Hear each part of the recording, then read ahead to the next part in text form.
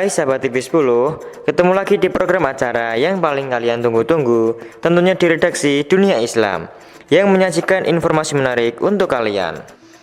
Al-Quran bukan hanya kitab petunjuk, tapi juga penuh dengan kisah dan makhluk yang syarat makna. Salah satunya adalah hewan-hewan yang disebut langsung dalam firman Allah. Dari unta hingga laba-laba, dari lebah hingga burung hudhud, setiap hewan membawa pesan, pelajaran, dan keajaiban sendiri. Inilah hewan-hewan yang disebut di dalam Al-Quran.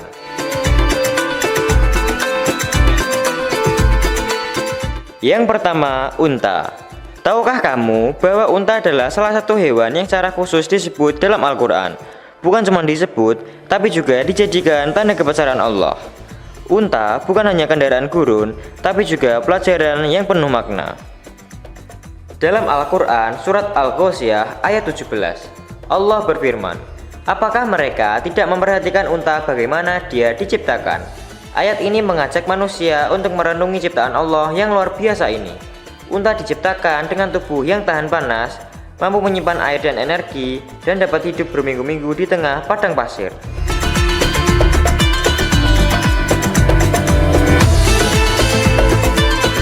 Tak hanya tubuhnya yang unik, unta juga memiliki perilaku luar biasa. Ia bisa mengenali pemiliknya, patuh pada arahan, dan memiliki daya ingat yang kuat.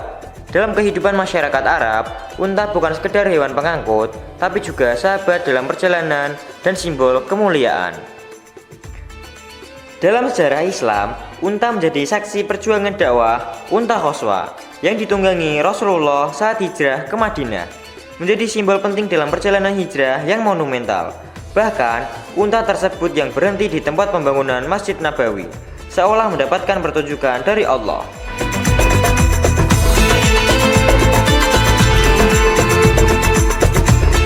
Unta juga menjadi sumber makanan, minuman, bahkan pakaian bagi manusia di masa lampau. Dalam Islam, unta pernah menjadi kendaraan Rasulullah dan juga hewan kurban yang bernilai tinggi. Karena itu, unta bukan hanya hewan biasa, tapi bagian dari sistem kehidupan yang penuh hikmah.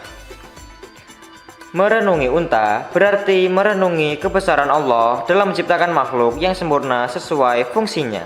Sebuah ajakan bagi kita semua untuk lebih sering berpikir dan bersyukur.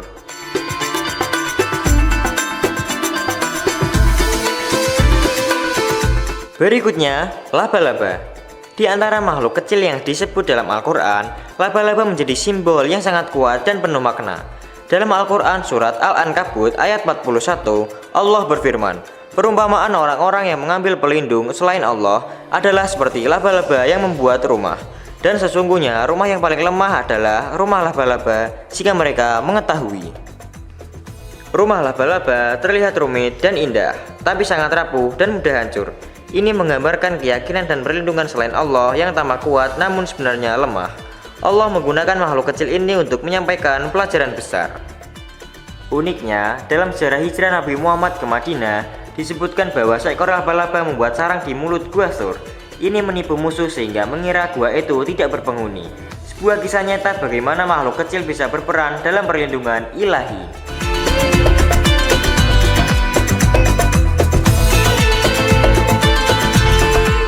Laba-laba, meski kecil, ia adalah makhluk yang dipilih Allah untuk menyampaikan ketauhidan dan perlindungan sejati.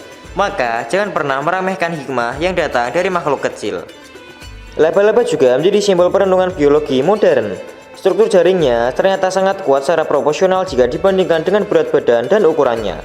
Namun meski begitu, jaring tersebut akan tetap mudah hancur oleh tiupan angin dan sentuhan ringan. Itu semakin menegaskan pesan Al-Quran tentang kelemahan rumah laba-laba secara metaforis maupun ilmiah.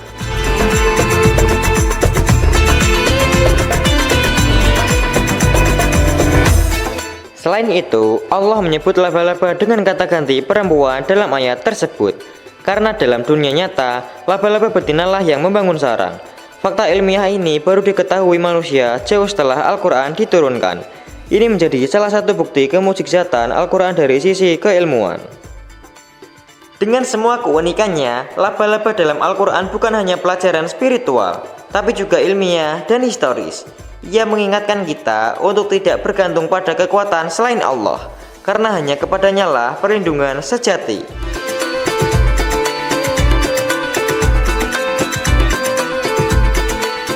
Berikutnya, lebah.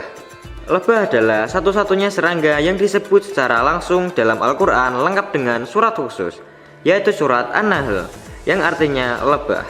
Dalam Quran, surat An-Nahl ayat 68-69, Allah berfirman bahwa Dia memberikan wahyu kepada lebah, mengajarinya membuat sarang di bukit, pohon, dan tempat-tempat tinggi lainnya. Bukan hanya pekerja keras, lebah juga menghasilkan sesuatu yang sangat istimewa, yaitu madu. Allah menyebut bahwa dari perut lebah keluar cairan berbagai warna, yang di dalamnya terdapat obat bagi manusia. Ini menjadikan lebah sebagai simbol manfaat dan keberkahan.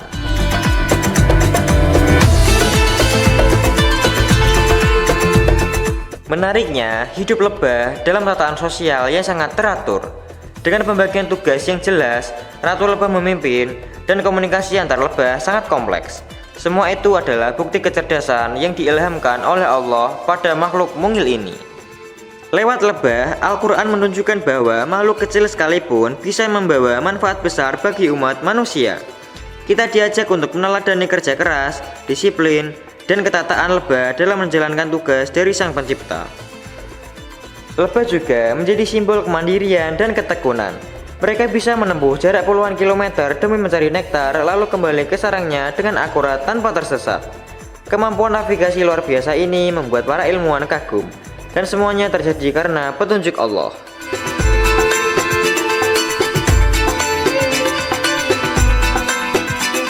Dalam Islam, keberadaan lebah menjadi tanda kebesaran Allah yang harus direnungi. Ia mengajarkan pentingnya hidup bermanfaat dan tidak merusak lingkungan. Bahkan dalam hadis disebutkan bahwa orang mukmin itu seperti lebah, memakan yang baik, mengeluarkan yang baik, dan tidak merusak saat hinggap di ranting. Siklus hidup lebah dari mencari hingga menghasilkan madu merupakan contoh kerja kolektif yang harmonis. Semua anggota koloni lebah bekerja demi satu tujuan, yakni keberlangsungan hidup bersama. Ini bisa menjadikan pelajaran penting bagi kita tentang pentingnya solidaritas dan kontribusi dalam kehidupan bermasyarakat.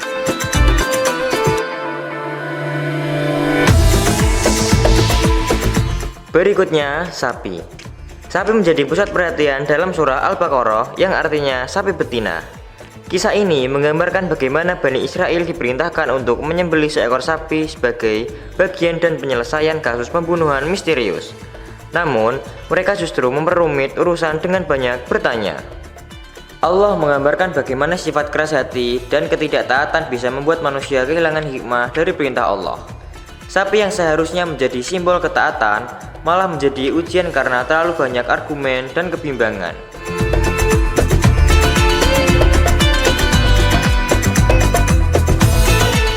Melalui kisah sapi ini, kita diajak untuk patuh tanpa membantah dan mengambil pelajaran dari kisah Bani Israel yang gagal menangkap hikmah dari perintah Allah. Menariknya dalam Al-Quran, sapi juga menjadi simbol rezeki dan ketenangan. Sebagai hewan ternak, sapi memberikan daging, susu, dan tenaga. Dalam banyak masyarakat, sapi dipandang sebagai hewan yang memberi banyak manfaat bagi kehidupan sehari-hari.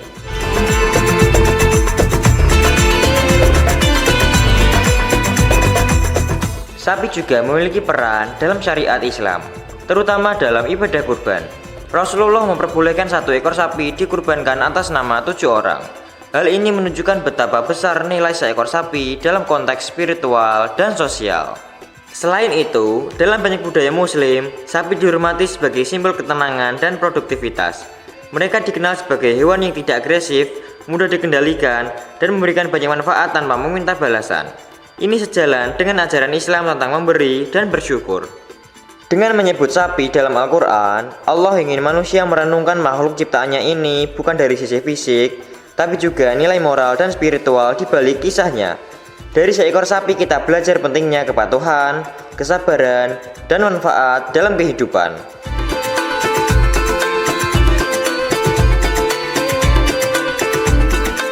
Berikutnya, burung hudhud. Hudhud adalah salah satu burung yang mendapat tempat mulia dalam Al-Quran. Burung ini menjadi bagian penting dari kisah Nabi Sulaiman alaihissalam, seorang nabi yang diberi kemampuan berbicara dengan binatang. Dalam Quran surat An-Naml ayat 20-28 diceritakan bagaimana Hudhud yang menyampaikan kabar penting tentang kerajaan Saba dan Ratu Bilqis. Hudhud melihat bahwa Ratu Bilqis dan kaumnya menyembah matahari. Maka ia datang kepada Nabi Sulaiman dan melaporkan hal itu. Informasi ini menjadi awal dari dakwah Nabi Sulaiman kepada Saba, dan kemudian menjadi kisah besar dalam penyebaran tauhid.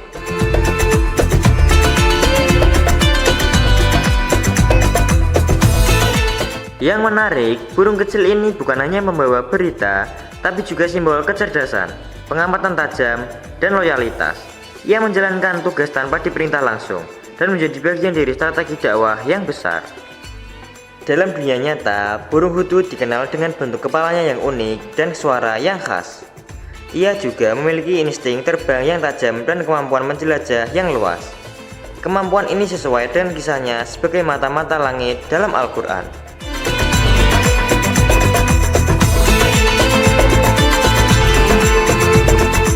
Kisah Hudhud mengajarkan kepada kita bahwa tidak ada ciptaan Allah yang sia-sia. Bahkan makhluk sekecil burung pun bisa menjalankan misi besar jika ia taat dan membawa kebenaran. Ini menjadi pelajaran bagi manusia agar tidak meremehkan kemampuan sendiri. Hudhud juga menjadi contoh bagaimana dalam Islam komunikasi antara manusia dan hewan bisa terjadi melalui izin Allah. Ini menggambarkan luasnya ilmu Nabi Sulaiman dan betapa Allah memberi kemampuan luar biasa kepada makhluknya untuk menunaikan tugas tertentu. Hudhud mengajarkan bahwa sekecil apapun kita, jika melihat misi mulia, maka peran kita sangat besar dalam sejarah kebenaran.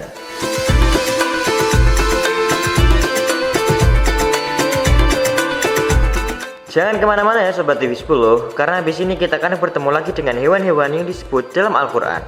Jangan ganti channelnya ya, tetap di redaksi Dunia Islam, inspirasi dan edukasi.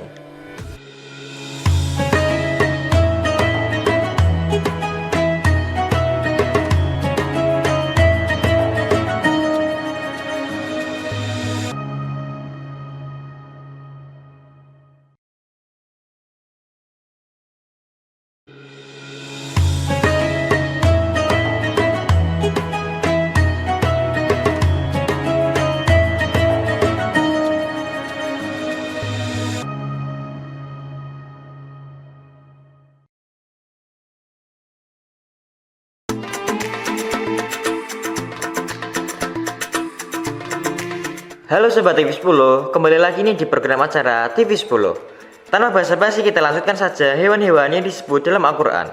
Langsung saja simak videonya.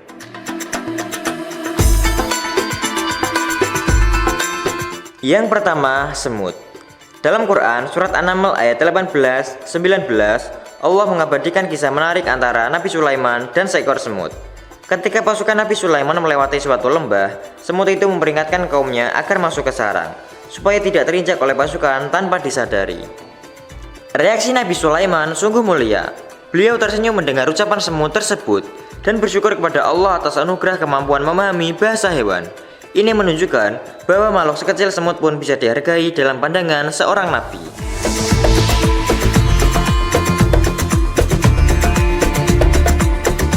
Semut di sini bukan hanya simbol kelemahan, tetapi kebijaksanaan dan kepemimpinan. Ia punya tanggung jawab atas komunitasnya, memperingatkan dan menjaga mereka dari bahaya. Ini mengajarkan bahwa pemimpin sejati peduli pada keselamatan yang dipimpinnya.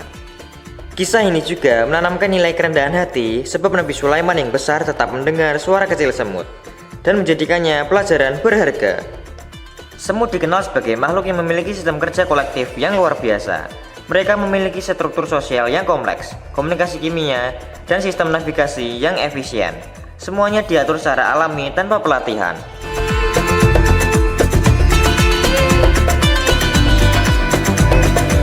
Pelajaran dari semut juga mengajarkan nilai-nilai Islam seperti kerjasama, disiplin, dan kepedulian antar sesama. Dalam skala kecil, semut menjadi contoh betapa kuatnya komunitas jika bekerja dalam satu tujuan dan dengan rasa tanggung jawab. Melalui semut, Al-Quran ingin menyampaikan bahwa kehebatan tidak diukur dari besar tubuh, tapi dari kontribusi dan kebijaksanaan. Bahkan makhluk kecil pun bisa memberi pelajaran besar bagi manusia yang mau berpikir.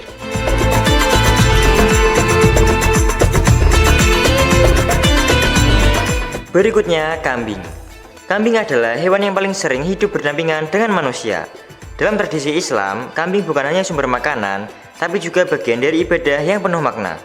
Sejak zaman Nabi Ibrahim hingga Nabi Muhammad, kambing telah menjadi simbol pengorbanan dan ketaatan. Dalam surah An-Nahl ayat 5, Allah menyebutkan manfaat dari hewan ternak. Dan Dia menciptakan binatang ternak untukmu. Padanya ada bulu yang menghangatkan dan berbagai manfaat, dan sebagian darinya kamu makan. Ayat ini menunjukkan betapa besar peran kambing dalam kehidupan manusia. Rasulullah pun memiliki kambing yang beliau pelihara sendiri. Salah satunya adalah kambing bernama Ujrah yang sering diperah susunya oleh keluarga Nabi. Dalam hadis riwayat Ahmad, disebutkan bahwa para nabi dahulu menggembala kambing sebagai bagian dari perjalanan kenabian mereka.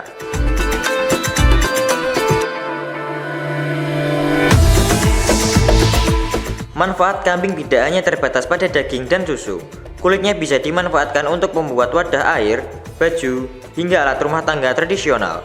Bahkan dalam dunia pengobatan tradisional, susu kambing dipercaya memiliki manfaat untuk pencernaan dan stamina. Kambing juga menjadi simbol rezeki yang halal dan penuh berkah. Susunya bermanfaat untuk kesehatan, dagingnya bergizi, dan bulunya bisa dimanfaatkan. Semua bagian dari kambing punya nilai guna bagi manusia. Ini menunjukkan betapa rahmat Allah tersebar lewat makhluk ciptaannya.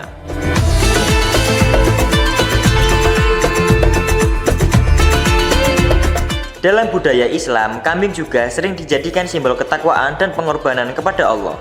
Bukan semata soal menyembelih, tapi makna ikhlas dalam memberi yang terbaik, seperti yang dicontohkan Nabi Ibrahim. Dari kisah dan manfaat ini, kita bisa belajar bahwa kambing bukan sekedar hewan ternak, ia adalah makhluk ciptaan Allah yang syarat nilai sejarah, ibadah, dan kesehatan. Maka dari itu, Islam memuliakan kambing sebagai salah satu hewan penuh berkah dalam kehidupan manusia.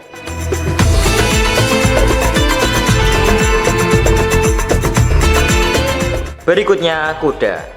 Kuda bukan sekedar hewan tunggangan, ia adalah simbol kekuatan, keberanian, dan semangat jihad dalam sejarah Islam.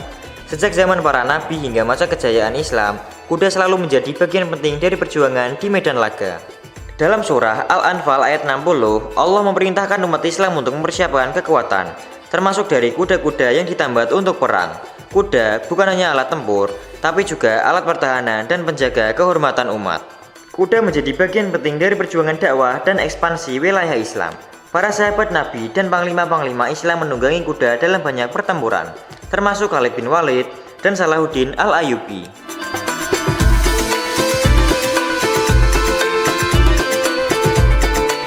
Selain kekuatan fisik, kuda juga menunjukkan sifat mulia, tidak meninggalkan tuannya, setia dalam medan perang, dan sangat responsif terhadap pelatihnya.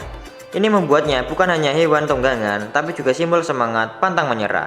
Rasulullah sangat mencintai kuda dan memiliki beberapa ekor kuda kesayangan. Salah satunya adalah kuda yang bernama Al-Murtajis, yang dikenal lincah dan kuat. Dalam banyak peperangan, Rasulullah memimpin langsung pasukannya di atas punggung kuda. Kuda juga memiliki kedudukan mulia dalam hadis. Rasulullah bersabda, keberkahan itu terdapat pada ubun-ubun kuda sampai hari kiamat. Artinya selama umat muslim memelihara semangat jihad dan keberanian, kuda akan tetap menjadi lambang keberkahan.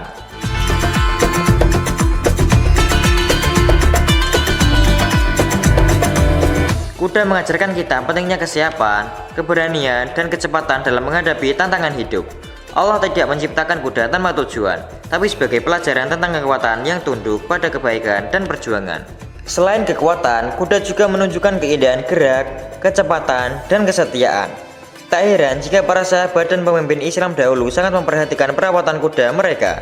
Dalam Islam, kuda bukan hanya tunggangan, tapi juga sahabat perjuangan yang mulia.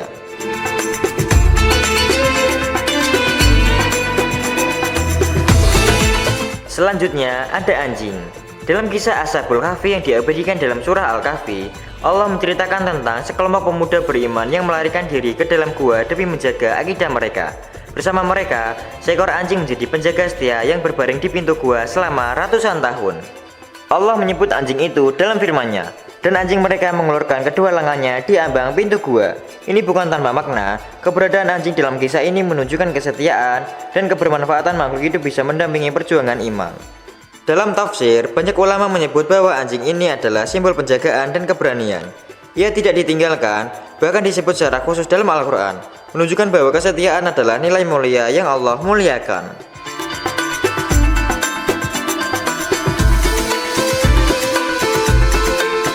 Anjing juga disebut dalam konteks berburu, di mana hewan buruan yang ditangkap oleh anjing terlatih dan disebut nama Allah saat melepaskannya. Hukumnya halal untuk dimakan. Ini tertuang dalam surah Al-Maidah ayat 4 yang memperjelas peran anjing dalam kehidupan manusia. Kemampuan anjing dalam melacak, menjaga, dan berburu adalah bentuk karunia Allah. Hewan ini dikenal karena kecerdasannya, loyalitasnya, dan kepekaannya terhadap lingkungan. Banyak masyarakat modern memanfaatkan anjing untuk kepolisian, penyelamatan, dan terapi emosional.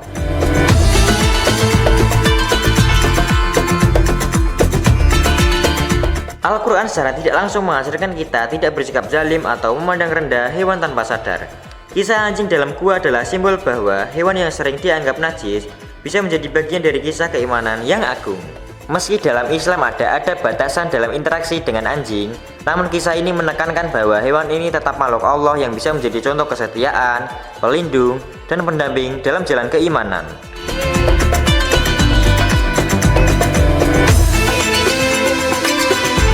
Yang terakhir, ikan. Kisah Nabi Yunus alaihissalam menjadi salah satu cerita yang paling menyentuh dalam Al-Quran. Ia meninggalkan kaumnya sebelum mendapat izin dari Allah. Dan sebagai ujian, ia ditelan oleh seekor ikan besar di tengah laut. Di dalam kegelapan perut ikan, ia bersujud dan bertaubat sepenuh hati kepada Allah. Dalam surah As-Saffat, Allah berfirman, "Maka kalau sekiranya dia tidak termasuk orang-orang yang banyak mengingat Allah, niscaya ia akan tetap tinggal di perut ikan itu sampai hari berbangkit."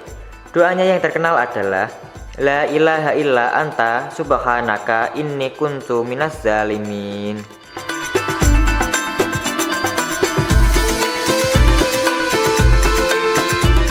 Ikan dalam kisah ini menjadi alat dari Allah, bukan sebagai hukuman semata, tapi berbagai ruang tafakur dan penyucian jiwa bagi seorang nabi. Ikan tersebut menjaga Nabi Yunus hingga ia kembali ke daratan dalam keadaan lebih kuat secara rohani. Selain itu, ikan juga disebut sebagai salah satu nikmat dari laut yang halal dikonsumsi bagi manusia. Dalam surah Al-Maidah ayat 96 disebutkan bahwa binatang laut halal bagi manusia, termasuk ikan yang menjadi sumber protein dan gizi tinggi. Di dalam lautan, ikan menjalani hidup dengan ekosistem yang teratur, menunjukkan keindahan dan keagungan ciptaan Allah. Beragam bentuk, warna, dan perilaku ikan mengajak manusia untuk merenung akan luasnya ilmu dan kekuasaan Allah.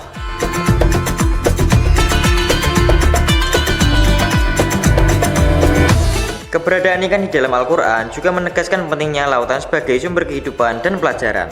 Allah menciptakan ikan sebagai bagian dari rahmatnya bagi manusia, baik untuk konsumsi maupun sebagai tanda-tanda kebesarannya. Kisah ikan yang menelan Nabi Yunus mengajarkan kita tentang kesabaran, taubat, dan harapan. Bahkan di tengah gelapnya perut itu, pertolongan Allah tetap datang bagi hamba yang berserah diri dan bertaubat dengan sungguh-sungguh.